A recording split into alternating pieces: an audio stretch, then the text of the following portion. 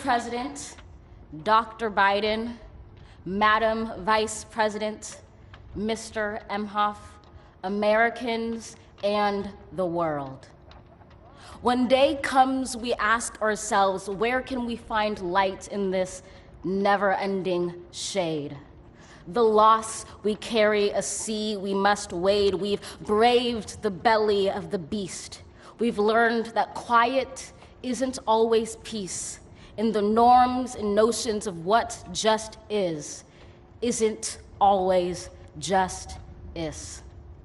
And yet the dawn is ours before we knew it. Somehow we do it. Somehow we've weathered and witnessed a nation that isn't broken, but simply unfinished. We, the successors of a country and a time where a skinny black girl descended from slaves and raised by a single mother can dream of becoming president, only to find herself reciting for one.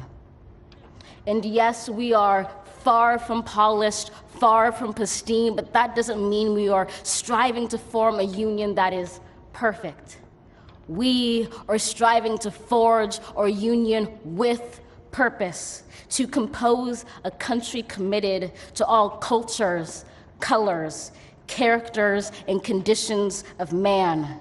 And so we lift our gazes not to what stands between us, but what stands before us. We close the divide because we know to put our future first, we must first put our differences aside. We lay down our arms so we can reach out our arms to one another. We seek harm to none and harmony for all. Let the globe, if nothing else, say this is true.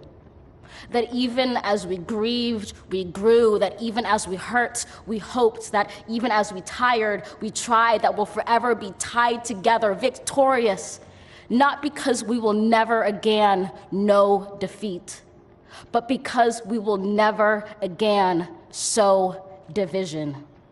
Scripture tells us to envision that everyone shall sit under their own vine and fig tree, and no one shall make them afraid. If we're to live up to our own time, then victory won't lie in the blade, but in all the bridges we've made. That is the promised glade, the hill we climb, if only we dare it, because being American is more than a pride we inherit. It's the past we step into and how we repair it. We've seen a force that would shatter our nation rather than share it, would destroy our country if it meant delaying democracy. And this effort very nearly succeeded. But while democracy can be periodically delayed, it can never be permanently defeated. In this truth, in this faith we trust, for while we have our eyes on the future, history has its eyes on us. This is the era of just redemption. We feared it at its inception. We did not feel prepared to be the heirs of such a terrifying hour, but within it we found the power to author a new chapter, to offer hope and laughter to ourselves. So, while once we asked, how could we possibly prevail over catastrophe? Now we assert, how could catastrophe possibly prevail over us? We will not march back to what was, but move to what shall be, a country that is bruised but whole, benevolent but bold, fierce and free.